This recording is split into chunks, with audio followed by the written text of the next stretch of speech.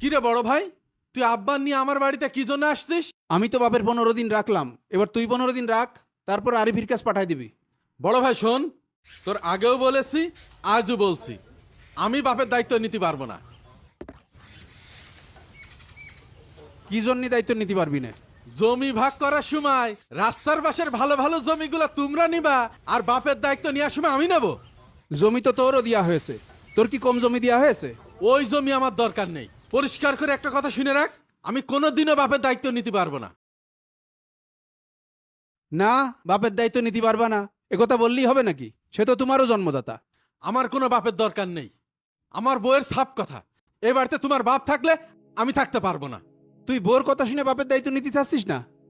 তুই এত নিষ্ঠুর হয়ে গেলি? হ্যাঁ, নিষ্ঠুর হয়েছি। আমার সব মনে আছে। জমি ভাগ করার সময় বাপ আরিফির পক্ষ নিয়েছে। যা এখন আরিফির বাড়ি দিয়ে আয়।